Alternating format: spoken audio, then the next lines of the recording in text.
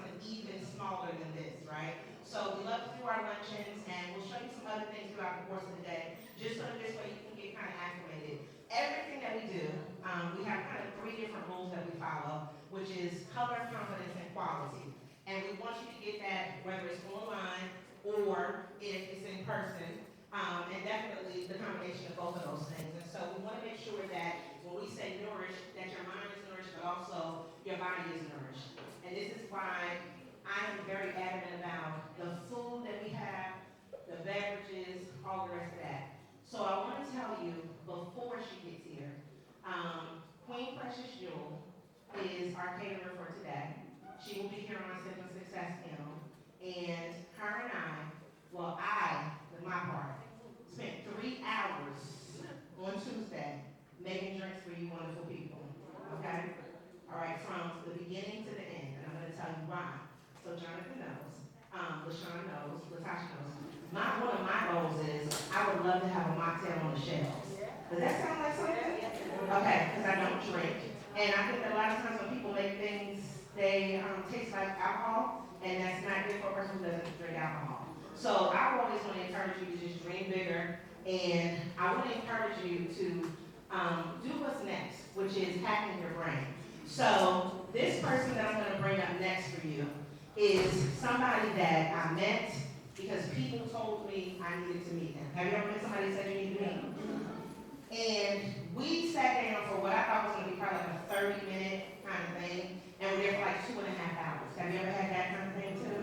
So you just kind of click with people, and if you watch our video, it is none other than Geraud, okay? Geraud Staton is who people told me that I needed to meet. And then he was like, I never met this person, but now I love her. I'm just saying that's what I think he said. And so I wanted to make sure that this year we did stuff a little bit differently, and that you had somebody that was going to take you to another little plateau, right? Not necessarily another level, because I don't know what level you're on now. You might be on 0. Hopefully we can get you off of 0 if you're on 0. But just somebody that you don't have to do too much, but you need to do enough so that this way you're sustainable and hopefully you can grow. I'm going to pass out some handouts, but what I need you to do is get your tambourines out, okay? Because I need Geraud to have a tambourine type of role. Put your tambourines together for the one and only. Oh, look at that. Man. Look at that. Now we got technology issues. I'll take yours. Got it. How's that? That's better. That's a little better. Man, a tambourine opening. All right, that's awesome. I was not expecting that. That's one of the coolest things that's happened to me in a long time. Yeah, it's off the list now. Yes, that video, that time when I met Chisa was amazing. Like she said, 2.5 hours at the Durham Hotel, which is also my office away from home, so I love it. We'll talk about a couple things today, but I think the big thing I want to start off with is that I love fables, because I'm an 80s kid. I liked 30-minute sitcoms. They have a big problem, they solve it at the end. And that's why I like fables, because they give you a story and a message that you can take with you in your life. And sometimes they're a little dark, and I like that too. One of my favorites, everybody knows, Tortoise and the Hare. What's the meaning of the tortoise and the hare? Slow and steady wins the race. That's not the original message. The original message of the tortoise and the hare was that if you have great gifts, they are wasted in idleness and hubris. The story was about the hare, not the tortoise. If you are good at things and you just goof around, then common people are going to catch up to you. Now, I love that message. At some point, it changed. Tortoises said, oh, what about us? And people are like, I don't know, stay in your lane, you'll be all right, or whatever, right? So I love when there are new meanings to a fable. One of them I'm going to talk about today that's going to lead to what my talk is about, which is values, is the boy, the old man, and the donkey. Ooh, boom. Now I get to dial it back a little bit. Nice. In the fable of the boy, the old man, and the donkey. Story went like this. An old man, little boy are going into town, and they're bringing their donkey with them. And they're not riding the donkey, they're just walking beside it. And they get into town, and a few people start making fun of them. Look at those people. They got a perfectly good donkey, and they're just walking. The old man was like, oh, yeah, that's fair. And he puts a little boy on the donkey. And he gets a little further along, and people say, look at that selfish little kid. The old man is walking in the heat. He's just riding on the donkey. He's strong. The old man was like, oh, yeah, that's fair. So he swaps places with the little boy. Of course, people see that and they think, look at that old man. He's making that little boy walk in the heat. That's some BS. And the old man now is starting to feel shame. So, of course, they both get on the donkey. And naturally, people start talking crap about that. Look at them and that poor donkey. And in the end, of course, they carry the donkey into town on their backs. That's ridiculous.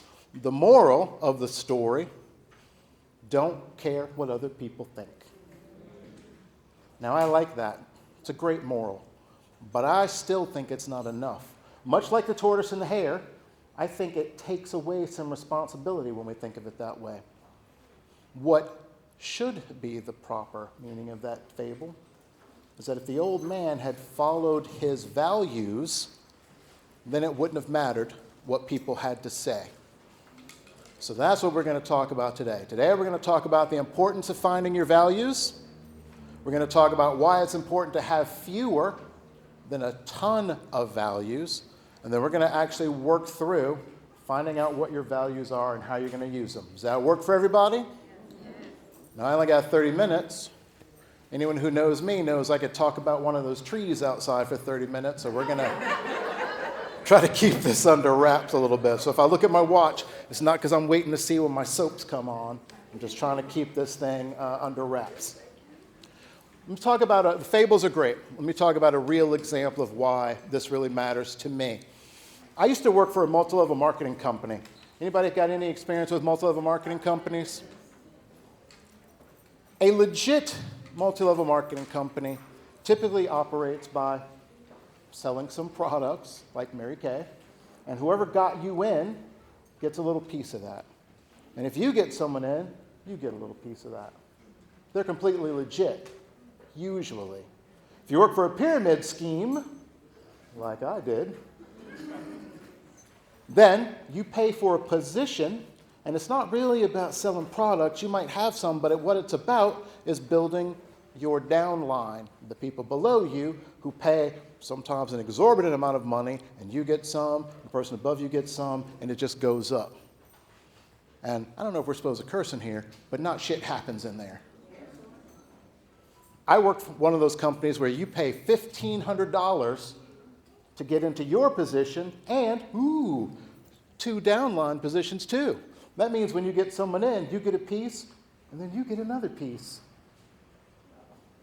It's illegal. Not only is it illegal, but in the state of North Carolina, if you buy something and don't get it, be it a service or a product, you have a certain amount of time to get your money back. I believe it's 30 days.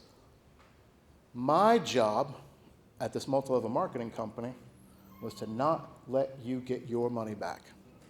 My job was to get the phone call and say, oh, I'm sorry you're having some financial trouble, but if you read paragraph 7, chapter 3, you'll see that blah, blah, and I would just wrap you up in a bunch of legal stuff. Or I would say things like, you know what we'll do?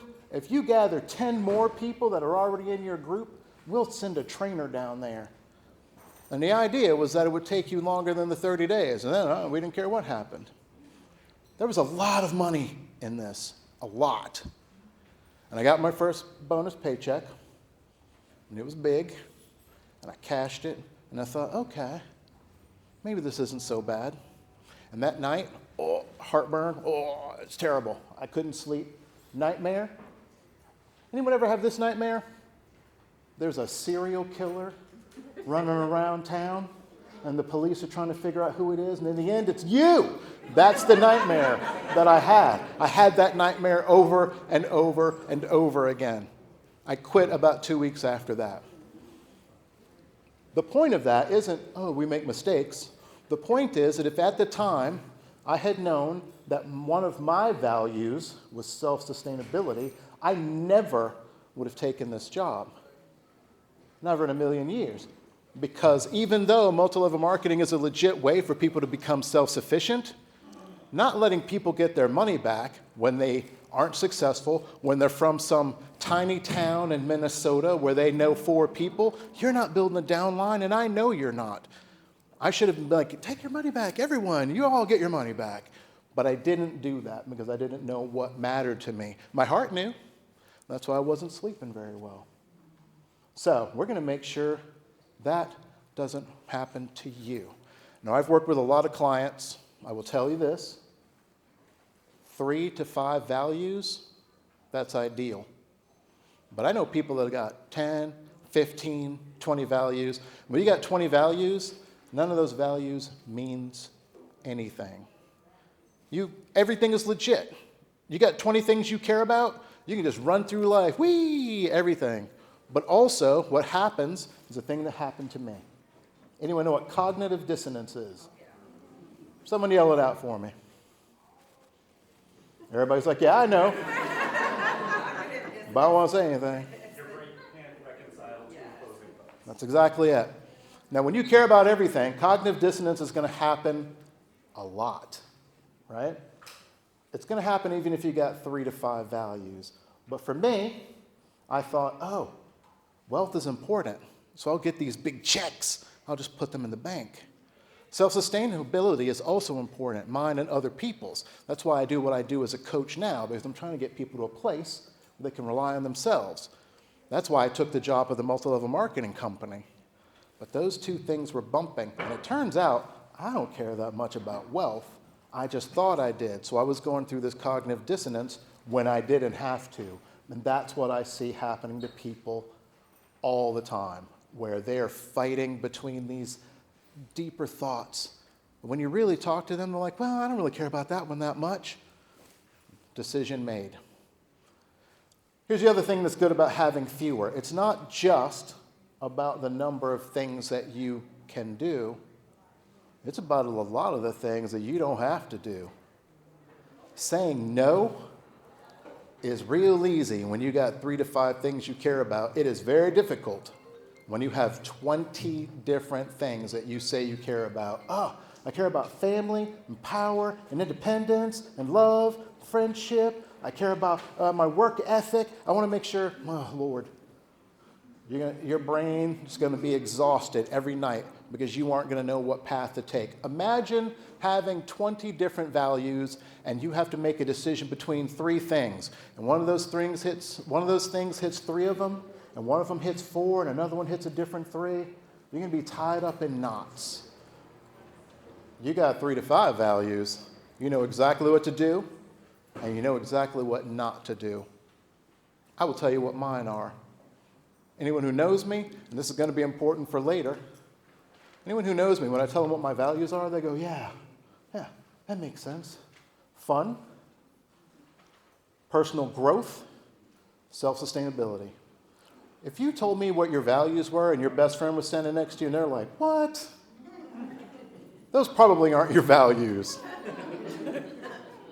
So when we go through this exercise together, we're going to start looking at that. We're going to go through. So everyone pull out a pen. Did anyone not get handout?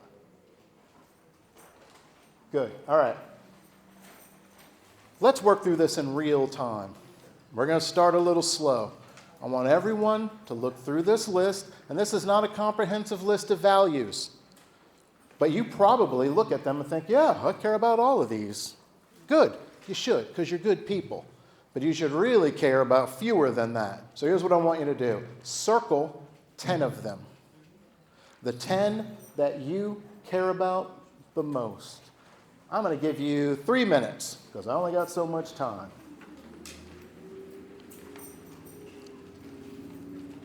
And I'll probably talk a little bit while it's happening, but I'll try to be a little quiet about it. Here's a tip. Pick values that you actually have, not values that you want to have. That's different. If you say, ooh, honesty is one of my values, but you will lie in order to protect yourself, don't put honesty, right? So this is not your wish list. It is better to know thyself than know what you want to be one day. Know who you are. Another minute and a half. Last bit of advice. I'll do some questions for this, but also make sure that the value is real. We'll talk a little bit more about that, but as an example, if you say communication is one of my values, and I were to ask you, yeah, do you tell all the information? And you say, no, I just want everyone to tell me. Communication is not your value. Control is your value. So just pay attention to the things you're picking. So pick the 10 that matter most to you. 30 seconds. If you're a little over, it's okay.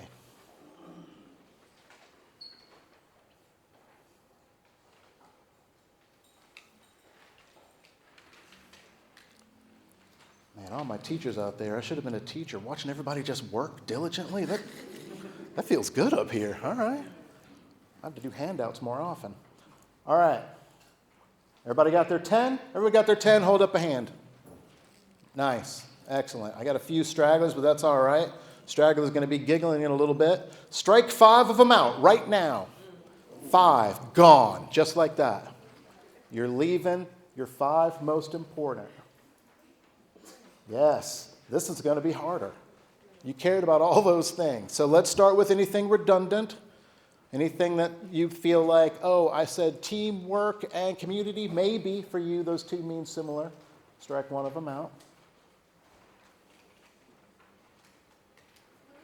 I'll give everybody 2 minutes because this is the soul one. This one's hard.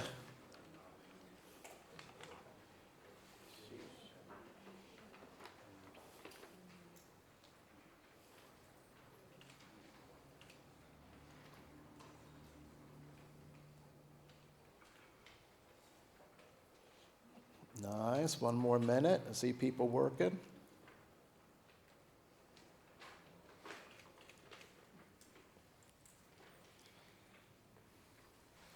"30 seconds. Am I counting fast? I don't know. I see people looking up at me, so we're almost there.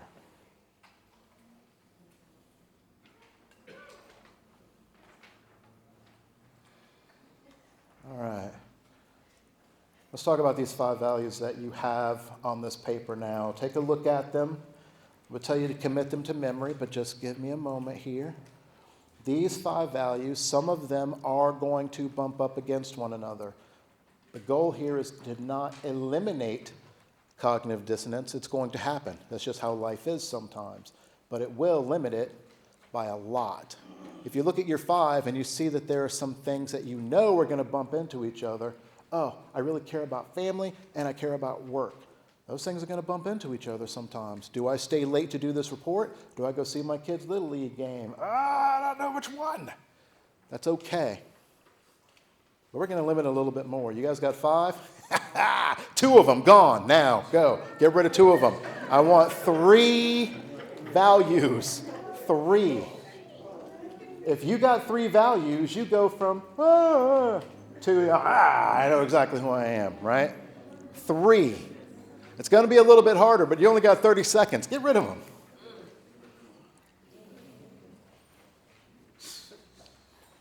Oh, I see the angst in people's faces now. This is when you don't want to be a teacher, when you look out and everyone's like, oh, this one's hard. I'll give you a little bit of a hint. If you just can't get rid of the 4th one, it's okay to have 4. We won't make fun of you. Well, I won't make fun of you, but there's a couple out here. I see you. Jokers. They're going to see your, see? They're going to see your 4 and be like, loser. It's okay. I don't think that. All right. We got 3 values. 3.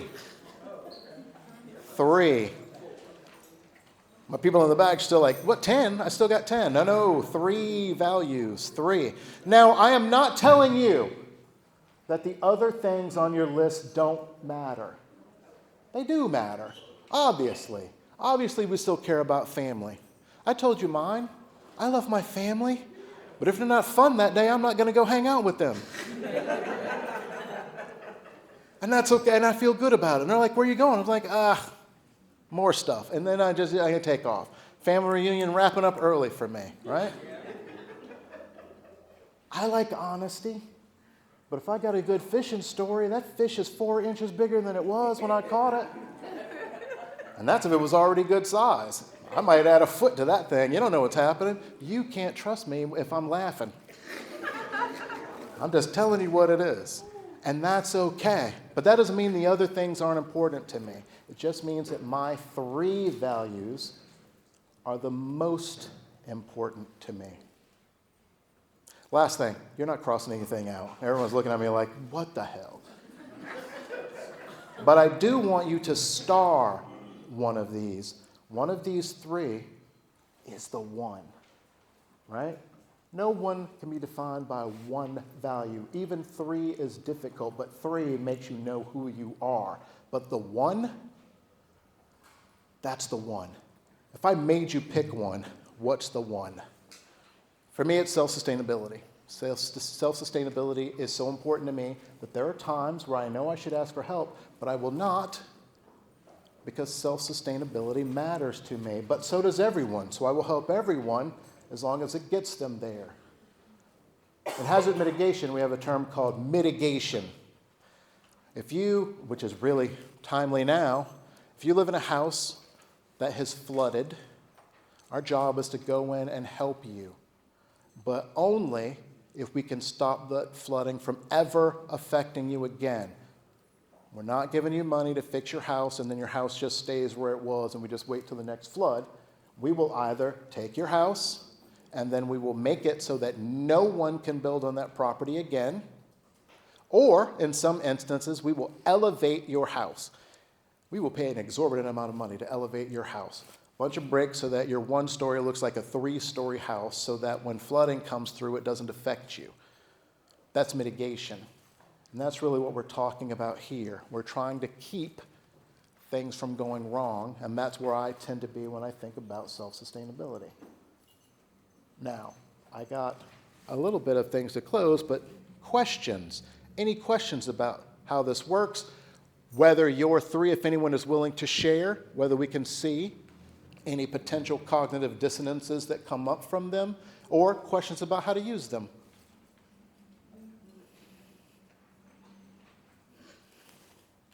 So personally, I added one because I didn't see it on there, which was helpful. Great. I knew I needed someone. I'll pay you later. This list that you have, if I remember correctly, somebody already Rain-Manned it, 52, 54, I don't know. That's a very short, it's not very, but it's a short list. The list that I started had 250 on it, but a lot of them were really redundant. So don't do that. You don't have to go find that. But your homework after this is to massage your list a little bit. 2 ways. 1, if there's something on the list that feels right, but it's not quite right, figure out the right word for it. I am not certain that self-sustainability is on that list, but freedom was on the list, and freedom was mine for a little while, but that's not quite right. Self-sustainability, what was right for me. Family might be good, but maybe that's not enough. Maybe it's immediate family or my children. Maybe we don't give a shit about our 3rd cousins. And that's okay. Massage your list as you need. Add things to it if there's something on there that you do not see.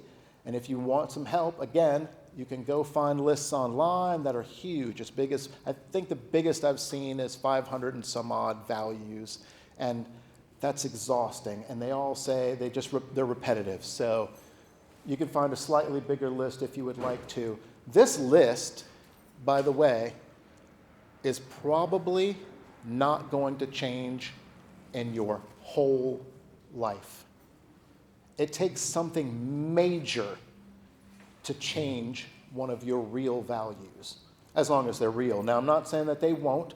A thing will change. You'll have a health scare and suddenly, oh no, health, really important, right? You'll get stressed out about a thing, see something terrible happen, find a new loved one, etc. Big life events may alter your list, but generally speaking, this is your list, and it is likely to be your list forever. Here's the other thing that I want you guys to do. Practice using the list just for the next week. If it doesn't change your life, come back and tell me, kick me in the shin, whatever you want. I'll give you your money back. I'm not getting any money, so that's what you're getting when you come back. Use it for everything. Little decisions. Oh, do I hire this person? They're not fun. No. If honesty is one of yours or communication is one of yours and your husband doesn't listen to you, you still got to go communicate. It's one of your values. Just do it anyway. For the next week, little decisions, follow those values. Big decisions, they sure as hell follow those values. If you're thinking about another job, do we buy another car? Should we move to Mississippi? Go through your list. It won't take long because you only got 3 things, and one of them's real important to you. Filter every decision through that. Let's go back to the old man and his grandson and the donkey, because that changes the story, doesn't it? Because now they walk into town, the old man riding the donkey, kid walking next to it, people point, look at that old man riding the donkey and making his kid ride around and walk around in the hot sun. Maybe now the kid is the one that stands up and says, you know what? In my family, we value wisdom and the strong taking care of the weaker. I'm strong. The donkey is strong. We take care of my grandfather and we honor his wisdom, and they walk on without a care in the world. The old man smiling, proud of his grandson smiling, look at me, sticking to my values. Donkey doesn't give a shit one way or the other. But that's what I want for you guys. If you guys have your values and live by them, you don't have to walk around carrying other people's donkeys. Thank you.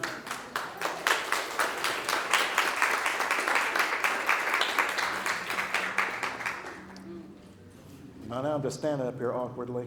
No, you're not there. Oh, there we are. You're Sweet. a whole applause by yourself. Oh, I love it. And then maybe sip some water because you just, you just used up all that good energy. So you have to be hydrated now. I got a little bit more, but just a little, very little. Did you guys love that session? Yeah. Okay, get Geraud. Because I think for me, he made me think in a couple of different ways about some of the things that, we're in the process of doing. And I like a different perspective sometimes. So hopefully he gave you a different perspective. And now you don't care about a lot of stuff. So, this way you can eliminate the things that you don't care about. Oh, right? eliminate the hell out of them. Yes. So we're going to move on to our next session. There's some phenomenal people who are in the building, and all of them are local business owners.